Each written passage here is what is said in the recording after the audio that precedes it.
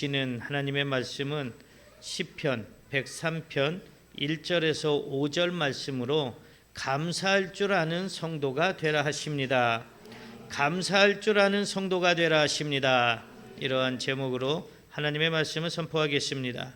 이 말씀이 선포될 때 말씀을 듣는 여러분들에게 성령님이 임재하셔서 감사할 줄 아는 성도들로 변화되는 역사가 일어나기를 소망합니다.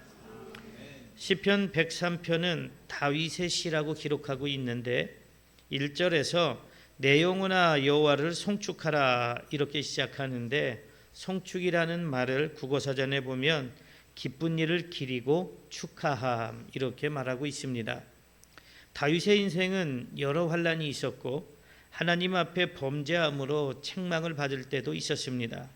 하지만 다윗의 전체적인 인생은 하나님의 전적인 은혜였습니다.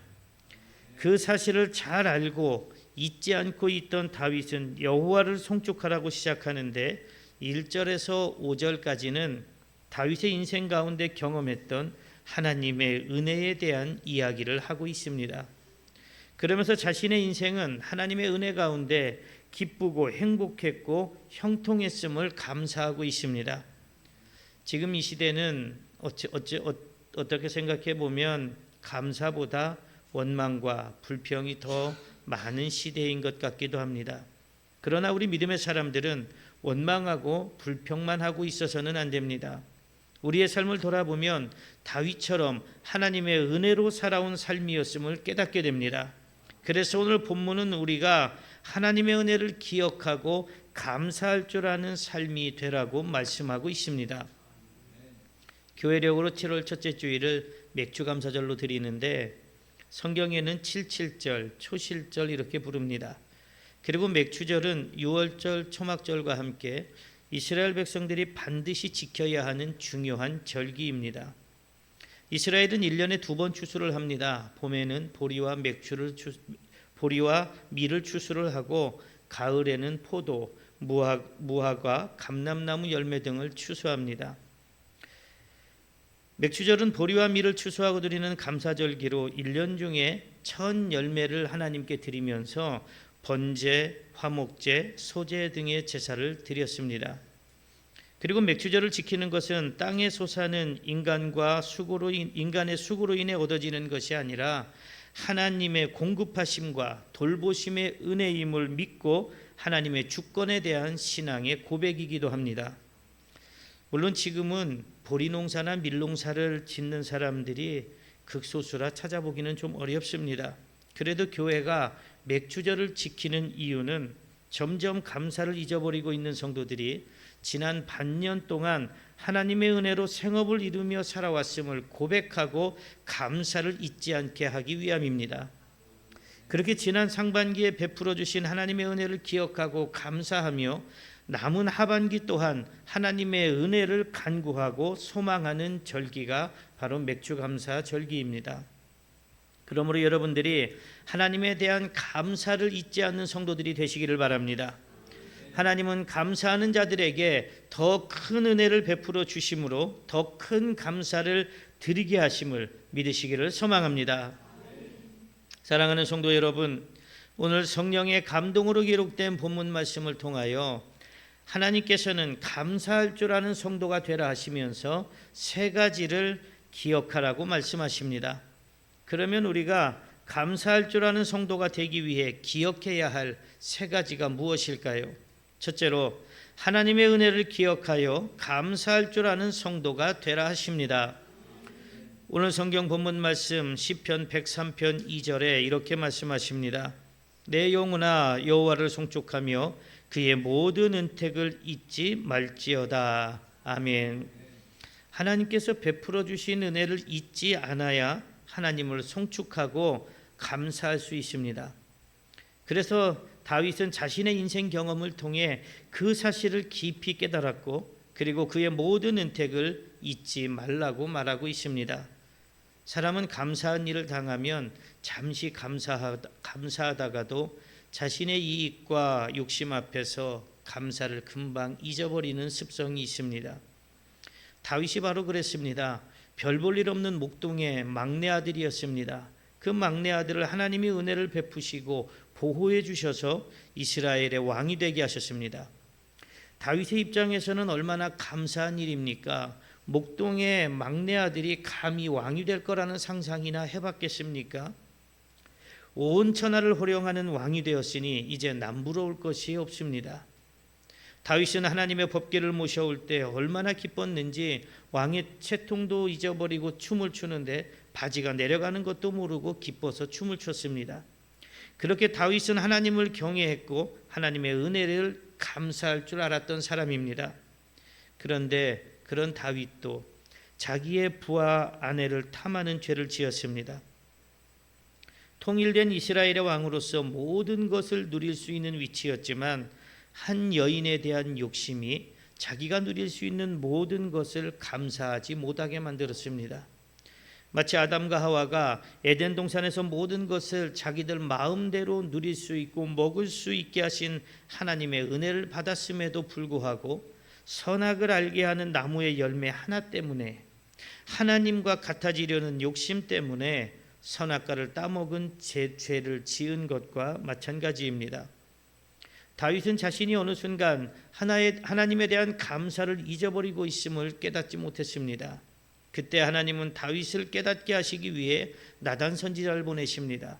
그리고 다윗에게 나단 선지자가 한 이야기를 들려주는데 어느 부자가 자기도 양도 많고 소도 많은데 가난한 사람의 양 새끼를 빼앗아다가 자기에게 온 손님에게 그것을 대접했다고 합니다. 다윗이 그 이야기를 듣고 분개합니다. 그렇게 행한 자는 마땅히 죽어야 한다고 합니다. 그때 나단 선지자가 이렇게 얘기합니다. 당신이 바로 그 사람입니다. 이렇게 책망합니다. 그때 다윗은 하나님 앞에 엎드렸습니다. 이렇게 하나님의 은혜를 잊어버리면 사람의 욕심이 강하게 일어서게 됩니다. 그래서 결국은 죄를 짓게 됩니다. 하나님의 은혜를 기억하면 하나님께 감사하게 됩니다. 하나님의 말씀에 순종하게 됩니다. 그래서 나의 모든 소유가 하나님의 은혜임을 감사해서 11조와 감사 예물에 대한 하나님의 명령에 기쁨과 감사함으로 순종하게 됩니다. 그런데 은혜를 잊어버리면 왜 내 것을 하나님께 드려야 하는데 하는 불평과 불만이 자라나게 되어 결국 감사를 잊어버리게 됩니다. 사랑하는 성도 여러분, 지금 여러분들이 누리고 있는 모든 것이 하나님의 은혜임을 깨닫고 계십니까? 하나님이 나에게 선물로 주신 은혜라는 것을 믿으십니까? 여러분들이 지난날의 삶을 돌아보고 하나님이 베푸신 은혜가 얼마나 크고 놀랍고 많은지를 깨닫게 되는 은혜가 넘쳐나기를 소망합니다.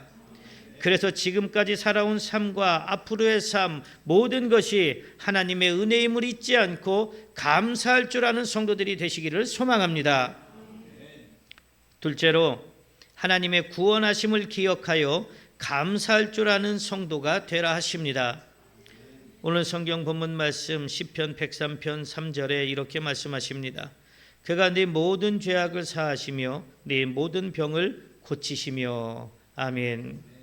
다윗은 2절에서 하나님의 은혜를 잊지 말라고 하면서 본절에서는 가장 먼저 죄사함의 은혜를 말하고 있습니다. 만약 우리에게 죄사함의 은혜가 없다면 우리는 은혜의 대상이 아니라 죄로 인한 저주와 형벌의 대상일 뿐입니다. 다윗은 사람의 생각으로는 용서될 수 없는 죄를 지었는데 밧세바와의 간음죄는 그래도 용서할 수 있다고 생각해도 그 죄를 감추려고 그 죄를 합리화시키기 위해 자신의 부하이자 밧세바의 남편인 우리아를 전쟁터에 보내서 죽게 만든 살인죄는 용서받을 수 없는 죄였습니다. 그런데 하나님은 은혜를 베푸셔서 다윗이 죄를 깨달을 수 있는 기회를 주셨고 다윗이 자신의 죄를 깨닫고 하나님께 돌아왔을 때 그 죄를 용서해 주셨습니다. 그래서 다윗은 본문에서 모든 죄를 사하시며 이렇게 고백하고 있습니다. 이렇게 하나님이 우리에게 주시는 가장 큰 은혜는 죄사함의 은혜입니다. 예수님이 이 땅에서 사역하실 때 병자들을 고치시면서 내 죄사함을 받았다 이렇게 말씀하실 때가 있었습니다.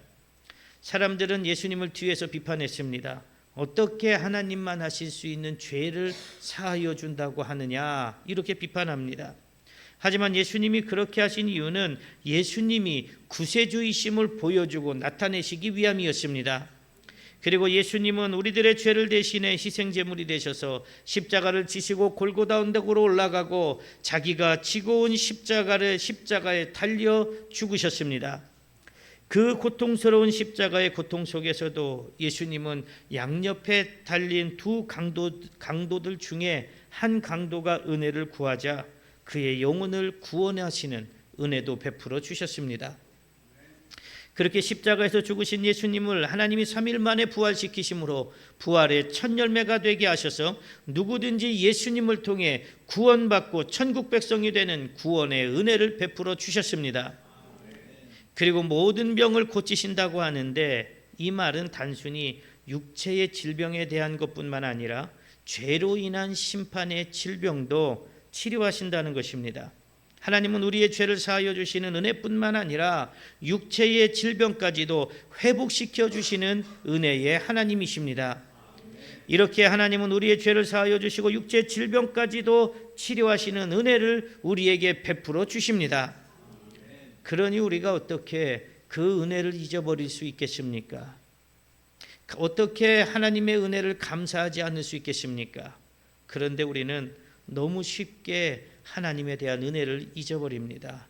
감사를 잊어버립니다. 내가 너에게 육신의 질병도 치료해 주었고 죄사함의 은혜도 베풀어 주었으니 이제 네 삶을 나를 위해서 헌신해 보지 않겠니? 그래서 내가 너에게 베풀어 준 은혜에 감사하며 살아보지는 않겠니? 하나님이 이렇게 물으시면 냉정하게 돌아서는 사람들이 있습니다. 온갖 핑계를 대며 어떻게 해서든 하나님의 부르심과 헌신의 요구에 응답하려고 하지 않습니다. 하나님께서 우리의 죄를 사하여 주시는 것은 그 은혜를 기억하여 감사함으로 하나님의 일을 하라고 우리의 죄를 사하여 주신 것입니다. 하나님께서 건강을 주시고 육신의 연약함을 치료해 주시고 죄로 인한 심판으로서의 질병도 치료해 주시는 것은 감사함으로 하나님의 일을 하라는 것입니다. 그런데 그 죄사함의 은혜를 쉽게 잊어버립니다.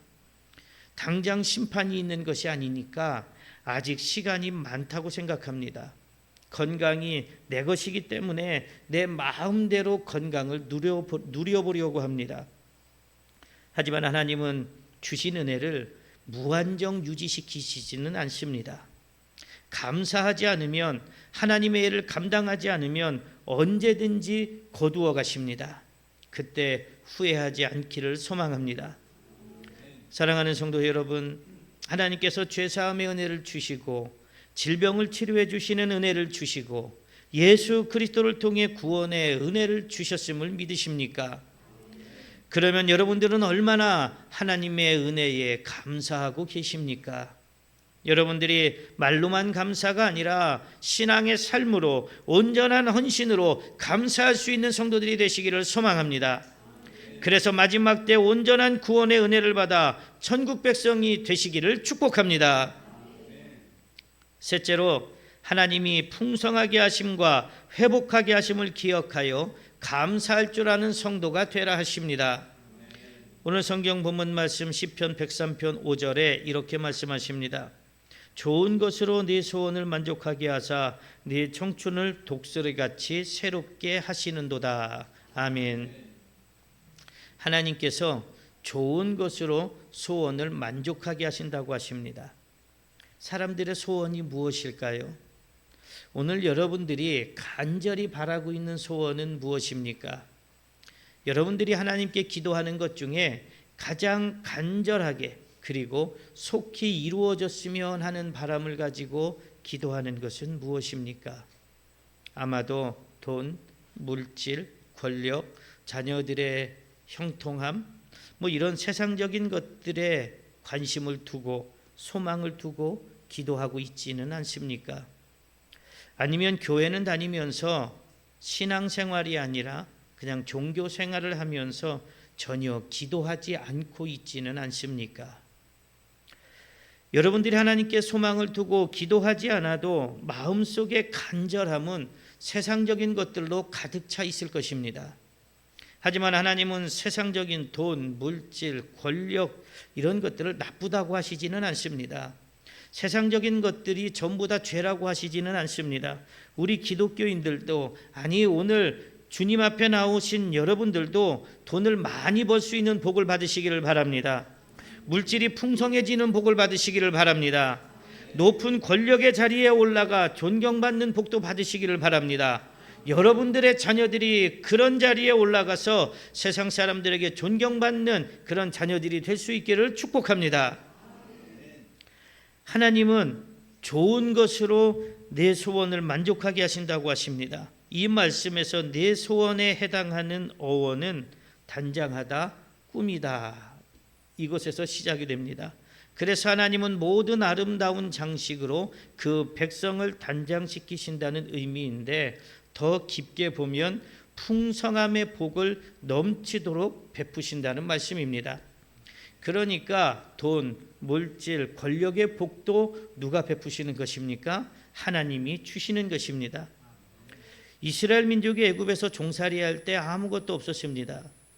하지만 하나님께서 애굽에서 나오게 하실 때는, 출애굽하게 하실 때는 애굽의 주인들에게 금은 보석들을 요구하는 대로 다 가지고 받아서 나올 수 있는 은혜를 주셨습니다. 그래서 광야에서 성막을 만들라고 하실 때 백성들이 자원해서 드린 예물이 차고 넘쳐서 이제 그만 가져오라고 할 정도입니다. 모세가 시내산 꼭대기로 하나님의 율법을 받으러 갔을 때 산 밑에서 이스라엘 백성들은 무엇을 하고 있었습니까? 금송아지 우상을 만들어서 제사를 지내고 있었습니다. 그것을 보면 이스라엘 민족이 애굽에서 나올 때 얼마나 많은 재물을 가지고 나왔는지를 알 수가 있습니다. 그뿐만이 아닙니다. 신명기 6장 10절에서 13절에 내 하나님 여호와께서 네 조상 아브라함과 이삭과 야곱을 향하여 네게 주리라 하신 땅으로 너를 들어가게 하시고, 네가 건축하지 아니한 크고 아름다운 성읍을 얻게 하시며, 네가 채우지 아니한 아름다운 물건이 가득한 집을 얻게 하시며, 네가 파지 아니한 우물을 차지하게 하시며, 네가 심지 아니한 포도원과 감람나무를 차지하게 하사 네게 배불리 먹게 하실 때에 너는 조심하여 너를 애굽 땅 종되었던 집에서 인도하여 내신 여호와를 잊지 말고 네 하나님 여호와를 경외하며 그를 섬기며 그의 이름으로 맹세할 것이니라. 이렇게 말씀하십니다. 하나님은 이스라엘 백성들을 가나안 땅으로 인도하셨을 때 가나안 땅에서 무언가 하라고 하지 않으셨습니다. 이스라엘 백성들이 짓지 않은 성읍, 채우지 않은 집, 짓지 않은 농산물까지도 다 차지하게 하신다고, 주시겠다고 하셨습니다. 그런데 어떻게 되었습니까? 하나님이 그 모든 것을 주셨음에도 이스라엘 민족은 감사를 금방 잊어버렸습니다. 이방 민족들이 섬기는 신을 우상으로 섬기며 그것들이 복을 주는 것으로 믿고 하나님의 은혜를 잊어버렸습니다. 이 모습이 오늘 여러분들의 모습은 아닌지 돌아볼 수 있는 은혜가 있기를 소망합니다. 우리는 지난 6개월을 돌아보면 감사한 것이 너무 많습니다. 지금까지 건강을 주신 것도 감사이고, 가정을 이루게 하는 것도 감사이고, 생업을 주신 것도 감사입니다. 그래서 비록 힘들고 어렵지만, 나이는 80을 바라보고 허리는 꼬부라졌지만 하나님이 건강 주시고 은혜를 주셔서 감사 농사에 소출이 있게 하시고 마늘 농사에 소출이 있게 하신 것을 성도들과 나누며 하나님께 감사를 드리는 손길도 있습니다. 꼭 농사를 지어서 소출을 나누는 것만 감사가 아닙니다. 주님의 몸된 교회를 위해 물질로, 헌신으로 얼마든지 감사를 드릴 수 있습니다. 하나님께서 우리에게 요구하시는 감사는 우리에게 주신 것을 가지고 최선을 다해 드리는 감사입니다. 그래서 물질을 주셨으면 그것을 가지고 최선을 다해 하나님의 일을 감당하며 감사해야 합니다. 건강을 주셨다면 그 건강을 가지고 최선을 다해 하나님의 일을 감당하며 감사해야 합니다. 그런데 실상은 불평과 불만이 앞섭니다. 내가 열심히 일해서 돈을 벌었는데, 내가 허리가 구부라지도록 일해서 돈을 벌고 물질을 모았는데 하나님 이걸 왜 달라고 하십니까? 이것은 내 것입니다. 내가 열심히 운동하고 자기관리해서 건강을 유지하는데 왜 이 건강을 하나님을 위해서 쓰라고 하십니까? 이것은 내 것입니다 하고 불평하고 불만합니다. 그러나 온 세상은 하나님이 창조하셨고 우리들 또한 하나님의 피조물에 불과합니다. 아무것도 아닌, 창세기에 보면 흙으로, 원어로는 흙의 먼지로 지어진 것이 바로 우리 인간들입니다. 그러니 하나님 앞에서 우리는 아무것도 아닌 존재입니다. 그러므로 우리의 주인은 하나님이십니다. 내가 무엇을 이루고 내가 스스로 소유하는 것 같지만 그 모든 것은 하나님이 주신 것입니다.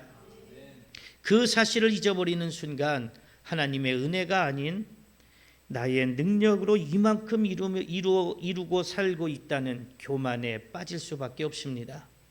그런 사람들을 위해 예수님은 어리석은 부자의 비유를 말씀하시면서 하나님이 오늘 밤에라도 그 영혼을 거두어 가시면 그 모든 것이 누구의 것이 되겠느냐고 말씀하십니다.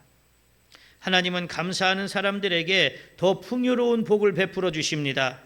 그리고 감사하는 사람들에게 회복의 은혜를 베풀어 주십니다. 그래서 네 청춘을 독수리같이 새롭게 하신다고 하십니다. 성경에서 독수리를 힘과 회복, 하나님의 보호하심 등으로 상징하기도 합니다. 그러므로 이 말씀은 피곤함을 모르는 은혜를 주신다는 것과 하나님의 은혜가 계속해서 임할 것을 상징하는 말씀이기도 합니다. 하나님께 내 물질을 드리면 손해를 보는 것 같습니다. 온전한 11조와 감사 예물을 드리면, 주님의 몸된 교회를 위해서 내 것을 드리면 그만큼 내 손에서 떨어져 나가니까 손해라고 생각합니다. 그래서 궁여지책으로 생각해낸 것이, 신약에는 11조를 하라는 말씀이 없다고 이야기합니다. 11조를 하지 않는 것이 오히려 더 신앙적이다, 그게 하나님의 뜻이다, 하나님의 말씀대로 사는 거다, 온전한 믿음이다, 이렇게 주장합니다. 그러면서 교회는 헌금을 이야기해서도 안 되고, 마땅히 가르칠 것을 가르치며 드려야 할 것을 드리라고 하면 교회가 돈만 밝힌다, 물질만 밝힌다, 이렇게 이야기합니다. 그러면 100번 양보해서 그런 사람들이 주장하는 것처럼 11조를 하지 않는 것이 더 신앙적인 것이고, 교회는 아무것도 요구하지 않는 것이 더 신앙적이라면, 그런 주장을 하는 당사자들은 정말 하나님의 말씀대로 살고 있을까? 이렇게 묻고 싶습니다. 그렇게 말하는 사람들, 정말 당신은 하나님의 말씀대로 살려고 몸부림치고 있으면서 정말 주님의 몸된 교회를 위해서, 주님의 복음 전파의 사명을 감당하기 위해서 얼마나 애쓰고 노력하고 살고 있습니까? 이렇게 묻고 싶습니다. 그 생각 이면에는 내 것인데 왜 하나님께 드려야 되느냐는 욕심과 그것들을 우상으로 섬기는 불신앙이 자리 잡고 있기 때문입니다. 하나님은 우리에게 모든 것을 주셨습니다.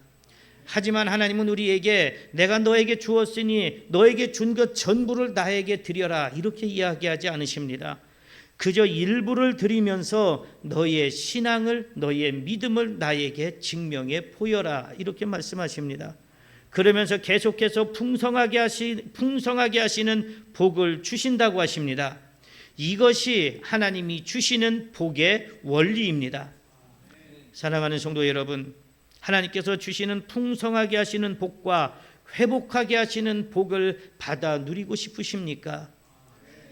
감자를 얻으려면 감자를 심어야 합니다. 마늘을 얻으려면 마늘을 심어야 합니다. 하지만 아무것도 심지 않고 거두려고만 한다면 아무것도 거둘 수가 없습니다. 하나님께서 주시는 풍성함의 은혜를 계속해서 받고 싶다면, 하나님이 주실 복을 더 풍성히 받아 누리고 싶다면, 하나님이 주실 회복의 은혜를 계속해서 받고 싶다면 하나님께 심으시기 바랍니다. 이미 하나님께서는 우리에게 먼저 심으셨습니다. 물질의 복을 심으셨습니다. 건강의 복을 심으셨습니다. 죄사함의 복을 심으셨습니다. 회복의 복을 심으셨습니다. 구원의 복을 심으셨습니다. 그러므로 여러분들도 하나님의 은혜를 잊지 말고 하나님께 헌신을 심으시기를 바랍니다. 물질을 심으시기를 바랍니다. 건강을 심으시기를 바랍니다. 그래서 여러분들이 하나님이 부어주시는 풍요로움의 복과 회복하심의 복을 계속해서 받아 누리는 성도들이 되시기를 축복합니다. 사랑하는 성도 여러분, 오늘 성령의 감동으로 기록된 본문 말씀을 통하여 하나님께서는 감사할 줄 아는 성도가 되라 하시면서 세 가지를 기억하라고 말씀하셨습니다. 그러면 우리가 감사할 줄 아는 성도가 되기 위해 기억해야 할 세 가지가 무엇이었습니까? 첫째로 하나님의 은혜를 기억하여 감사할 줄 아는 성도가 되라 하셨습니다. 둘째로 하나님의 구원하심을 기억하여 감사할 줄 아는 성도가 되라 하셨습니다. 셋째로 하나님이 풍성하게 하심과 회복하게 하심을 기억하여 감사할 줄 아는 성도가 되라 하셨습니다. 그러므로 여러분들도 하나님의 은혜를 기억하고 구원하심을 기억하고 풍성하게 하심과 회복하게 하심을 기억해서 감사할 줄 아는 성도들이 되시기를 소망합니다. 그래서 지난 반년을 돌아보면 하나님의 은혜를 감사하는 이 맥주절에 하나님께 힘써 감사드리며 남은 반년도 하나님의 은혜 안에서 참된 기쁨과 평안을 누리며 하나님이 주실 풍성함과 회복하심과 구원하심의 은혜를 받기를 소망하며 헌신과 충성을 결단하는 여러분들이 되시기를 바랍니다. 그리고 남은 반년을 그 결단대로 살아내므로 하나님의 은혜를 풍성히 받아 누리는 복을 받으시기를 간절히 축복합니다. 기도하겠습니다.